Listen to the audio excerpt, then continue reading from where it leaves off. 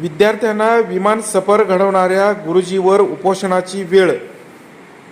सोलापूर जिल्ह्यातील अक्कलकोट तालुक्यातील मुख्याध्यापक महांतेश्वर कट्टीमनी ज्यांनी गरीब विद्यार्थ्यांना स्वतःच्या खर्चातून विमान सफर घडवली, ते आज जिल्हा परिषदेसमोर न्यायासाठी उपोषणाला बसले आहेत। गटशिक्षण अधिकाऱ्याविरोधात तक्रार केल्यानंतर त्यांच्यावर निलंबनाची कारवाई झाली। पुनर्नियुक्तीतही टाळाटाळ झाल्याने त्यांनी आंदोलनाचा मार्ग स्वीकारला आहे। दरम्यान शाळा ज्ञान मंदिर बनवू अशी घोषणा करणाऱ्या प्रशासनासमोरच हा प्रकार घडत असल्याने संताप व्यक्त होत आहे। आता या गुरुजींना न्याय मिळणार का? अशाच वेळी जिल्हा परिषदेचे नवे अध्यक्ष दीपक वैद्य यांनी पदभार स्वीकारत शाळांना ज्ञान मंदिर बनवण्याची घोषणा केली आहे।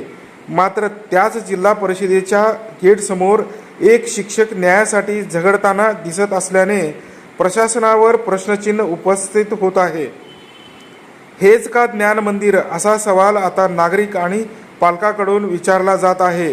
अधिकाऱ्यांना पाठीशी घालण्याचे राजकारण किती दिवस चालणार असा संतप्त प्रश्नही उपस्थित केला जात आहे। आता सर्वांचे लक्ष जिल्हा परिषद प्रशासन आणि अध्यक्ष दीपक वैद्य यांच्या निर्णयाकडे लागले आहे। या शिक्षकाला न्याय मिळणार का हा मोठा प्रश्न निर्माण झाला आहे।